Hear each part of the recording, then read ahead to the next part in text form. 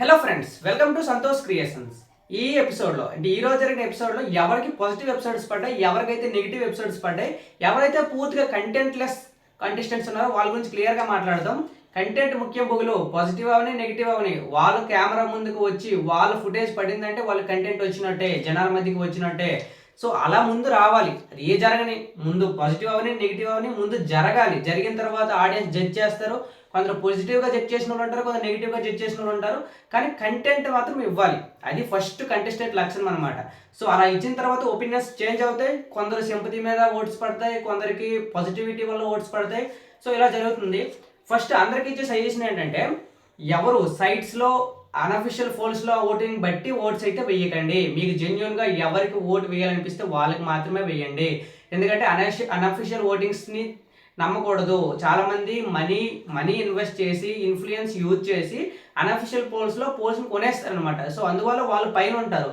Content బట్టి కాకుండా జెన్యున్గా ఇది మన హ్యాండ్స్లో ఉంది. ఎవరైతే కాంబినేషన్ మనం సెండ్ చేయాలనుకుంటున్నది మన చేతుల్లో ఉంది. మీరు జెన్యున్గా ఓట్స్ అయితే వేయండి. తర్వాత ఏం జరుగుతుందో తర్వాత చూద్దాం. ఫస్ట్ మన ప్రయత్నం అయితే మనం చేయాలి. నేను ఇచ్చే సజెషన్ ఏంటంటే, జెన్యున్గా ఓట్స్ వేసుకోండి. ఇంక ఎవరు వెళ్ళారు ఎవరు వెళ్తారు అనేది వాళ్ళ చేతుల్లో ఉంటుంది, మనకి తెలీదు. కానీ ఓటింగ్ వేయడం మన బాధ్యత. ఓటింగ్ వేయకుండా వీళ్ళు వెళ్ళలేదని తర్వాత మనం గోల పెడితే సమాధానం దొరకదు అనమాట.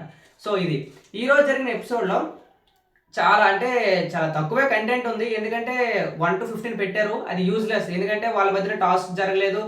వాదించుకోవడానికి కూడా పెద్ద కంటెంట్ ఏమి ఉండదు. గొడవలు పడడానికి కూడా పెద్ద కంటెంట్ ఏమి ఉండదు. కానీ అది ఎందుకు పెట్టారనేది నాకైతే అర్థం కాలేదు. ఎందుకంటే ఎవరిని డిసైడ్ చేయలేరు. 1 2 3 4 5 15 ఎలా డిసైడ్ చేస్తారు? ఎవరి టాస్క్ని ఎవరు చూశారు? ఇండివిజువల్గా జరిగే టాస్క్లు ఒకరి ముందు ఒకరు పర్ఫామ్ చేయలేదు. సో అలా జడ్జ్ చేయలేరు.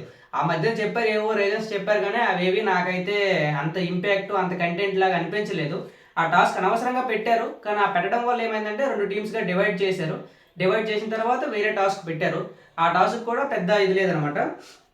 ఇంకా పాజిటివ్ కంటెంట్ నిన్న ఎవరికి వచ్చిందంటే, ఎక్కువ పాజిటివ్ కంటెంట్ వచ్చింది ఎవరికంటే శ్రీజ. నిజంగా ఈ అమ్మాయి వచ్చేటప్పుడు ఏంటి వాగుడుకాయ ఇష్టం వచ్చినట్టు వాగుతుంది, ఏవో మాట్లాడేస్తుంది అనుకున్నాను. కానీ తనకి చాలా కామన్ సెన్స్తోనే మాట్లాడుతుంది. ప్రతి పాయింట్ ఏదో కంటెంట్ రూపంలో బయటకు వస్తుంది. అంతేకాకుండా గేమ్స్లో కూడా నిన్న ఆడిన తన బాడీ వెయిట్కి తన ఆడిన పర్ఫార్మెన్స్కి చాలా డిఫరెన్స్ ఉంది. తన వాట్స్తోనే కాదు, గేమ్స్ కూడా ఫిజికల్గా ఆడగలనని అందరికీ చూపించింది. ఈవెన్ జడ్జెస్ కూడా రెడ్ ఫ్లాగ్స్ పెట్టిన అభిజిత్ అండ్ బిందు మాధవి కూడా అప్రిషియేట్ చేశారు. అలాంటి కంటెస్టెంట్స్ కావాలి. నిజంగా శ్రీజ బిగ్ బాస్ 9కి రావాలని నేను మనస్ఫూర్తిగా కోరుకుంటున్నాను. ఇది ఓపెన్ సపోర్ట్. ఎందుకంటే నేను ఓటు వేస్తున్నాను లేదని కాదు, కానీ తన మంచి కంటెంట్ ఇస్తుంది, తన మంచి యాక్టివ్గా ఉంటుంది కూడా. అలాంటి కంటెస్టెంట్ బిగ్ బాస్కి వస్తే ఇచ్చి పడేస్తారనే ఫీలింగ్ అయితే నాకు వచ్చింది. సో గేమ్లో కూడా తన బాడీ వెయిట్ సహకరించకపోయినా టాప్ 3 వరకు వచ్చింది. It's really great. శ్రీజ మంచి పాజిటివ్ ఎపిసోడ్ పడింది. ఓటింగ్లో కూడా టాప్ 5లో ఉన్నాను నిన్న. ఈ రోజు ఓటింగ్ కూడా తనకి చాలా ఇంప్రూవ్మెంట్ అయింది. ఎపిసోడ్ చూసిన తర్వాత చాలామంది ఓట్స్ అయితే వేస్తున్నారు. First contestant Sreeja positive episode వచ్చింది. ఇంకా పవన్ కళ్యాణ్ కూడా తన ఇన్నోసెంట్, తనకి ఓటప్పిల్ కూడా నేను వచ్చింది, కానీ అంత బాగా చెప్పుకోలేదు. శ్రీజ బాగా చెప్పింది ఓటప్పిల్, కానీ పవన్ కళ్యాణ్ అంత బాగా ఓటప్పిల్ చేయలేదు అనిపించింది. కానీ గేమ్ అయితే బాగా ఆడాడు. తనకున్న ఫిట్నెస్కి తనకున్న దానికి చాలా బాగా గేమ్ అయితే ఆడాడు. గేమ్లో కూడా విన్ అయ్యాడు. సో విన్ అవ్వడం వల్ల తన పైన అందరి దృష్టి పడి తనకు ఒక పాజిటివ్ ఎపిసోడ్గా మారింది. ఇంకా ప్రసన్న కుమార్ తన ఫిజికల్గా ఫిట్టే, కానీ హ్యాండిక్యాప్ ఉన్నప్పుడు కూడా అక్కడ ఏమైందంటే, దాలియా చేసిన ఒక మిస్టేక్ వల్ల ప్రసన్న కుమార్కి ఒక పాజిటివిటీ వస్తుంది అనమాట. ఎందుకంటే అక్కడ రియల్గా 2 సార్లు చూపించారు. బిగ్ బాస్ టీం కూడా 2 సార్లు వేశారు వీడియో. ఆ వీడియోలో ప్రసన్న కుమార్ ఎక్కడా దాన్ని టచ్ చేయలేదు రింగ్ని.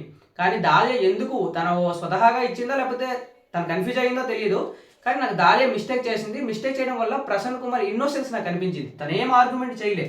అలా క్లియర్గా సంచలన నిర్ణయం తుది నిర్ణయం అన్నారు కదా, దానికి తను ఏమీ వాదించుకోకుండా డైరెక్ట్గా వెళ్ళి కూర్చుండిపోయాడు. అది ఎందుకు అంటే ఒక విధంగా పాజిటివిటీ. ఎందుకంటే సంచలనకి రెస్పెక్ట్ ఇచ్చినట్టు ఉంది అక్కడ. కానీ తనకి ఎటువంటి టచ్ అనేది నాకు కనిపించలేదు. తర్వాత వాళ్ళు మళ్ళీ అన్ఫెయిర్ జరిగిందని చెప్పారు. అది రియల్లీ కరెక్ట్. దీనివల్ల వీళ్ళ ముగ్గురికి అయితే మంచి ఎపిసోడ్స్ పడ్డాయి. అంటే వీళ్ళ గ్రోత్ అనేది కొంచెం పెరిగిందనమాట. ఇంకా నెగిటివ్ ఎపిసోడ్స్ ఎవరికి పడ్డాయి అంటే, ఫస్ట్ దాలియాకి అన్ని విధాలుగా నెగిటివే. ఎందుకంటే ఫస్ట్ 1 to 15 ఇచ్చిన వాళ్ళు 15 ఇచ్చారు. 15గా తను డిజర్వ్ అన్నట్టు తను చూపించుకుంది. తర్వాత కూడా తను సంచాలకుగా నీట్గా చేయలేదు. ఎందుకంటే సంచాలకుగా 2-3 టైమ్స్ కన్ఫ్యూజ్ అయింది. అంతేకాకుండా ప్రసన్న కుమార్ తగలకుండా తగిలిందని చెప్పి తను చాలా బ్యాడ్ అయింది. సో దాలియాని ఒక నెగిటివ్ ఎపిసోడ్గా నిన్న పోర్ట్రే అయింది. ప్రియా ఎందుకు అంటే, ఫస్ట్ ఇద్దరు టీమ్ లీడర్స్ చేసిన తప్పు ఏంటంటే ఇక్కడ ఉన్నదే కొన్ని రోజులు పర్ఫార్మెన్స్ మాత్రమే. అగ్ని పరీక్ష అంటే ఏదో 90 డేస్ పర్ఫార్మెన్స్ ఉండిపోదు వీళ్ళకి. ఏదో 2-3 ఎపిసోడ్స్ మంచిగా పడితే తప్ప వీళ్ళ కంటెంట్ ముందుకు రాదు. వీళ్ళిద్దరికి టీమ్గా దాలి సెలెక్ట్ చేసిన తర్వాత టీమ్ లీడర్గా వాళ్ళు తను యూజ్ చేసుకోవాలి. తన గేమ్స్ ఆడాలి, వాళ్ళ కంటెంట్ బయటకు రావాలి. బయటకు వచ్చిన తర్వాతే వాళ్ళ పర్ఫార్మెన్స్ అనేది కనిపిస్తుంది. అక్కడ ఎవరో ఏదో అనుకుంటారు, ఎవరేదో ఫీల్ అవుతారని వాళ్ళు గేమ్ ఆడకుండా ఉంటే ఓట్స్ వేయరు కదా. ముందు వాళ్ళ పర్ఫార్మెన్స్ చూపించుకోవాలంటే అదే అవకాశం, టీమ్ లీడర్కి వచ్చిన అవకాశం మరి ఇంకెవరికి వస్తుంది? సో అది బాగా యూజ్ చేసుకోలేదు ఇద్దరు. ప్రియా కూడా దాన్ని మంచిగా యూజ్ చేసుకోకుండా, నేను చెప్పిన రీజన్ నాకు కరెక్ట్ అనిపించలేదు. కానీ ప్రియాలో అక్కడ నచ్చింది ఏంటంటే గెలిచిన తర్వాత ఎవరి వల్ల గెలిచిందో వాళ్ళకి ఓటాపీలు ఇచ్చింది చూసావా, అది మంచి సెలెక్షన్. అలా ఉండాలి. కానీ గేమ్ ఆడకుండా వాళ్ళకి రాదు కదా కంటెంట్. సో అక్కడ గేమ్ ఆడకుండా ఉన్నారని నాకు అనిపించింది.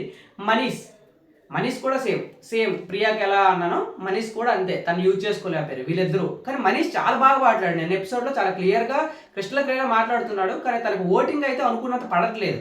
అది ఎందుకు, లైక్ ఇన్ఫ్లుయెన్స్ లేకపోవడం వల్ల, లేకపోతే ఏమైనా ఉండొచ్చు. కానీ ఓట్స్ అయితే మనీష్కి పడట్లేదు. సో మీకు ఎవరైతే ఈ ఎపిసోడ్లో బాగా అనిపించారో కింద కామెంట్ చేయండి. మిగతా వాళ్ళు ఎవరి వల్ల కంటెంట్ అయితే రాలేదు నిన్న. మళ్ళీ చూద్దాం నెక్స్ట్ ఎపిసోడ్లో ఎవరైతే ఇంప్రూవ్మెంట్ ఉంటుందో, ఎవరికైతే మంచి ఓట్స్ పడుతున్నాయో నేను క్లియర్గా అనాలిసిస్ చేస్తాను. లైక్ చేయండి, సబ్స్క్రైబ్ చేయండి.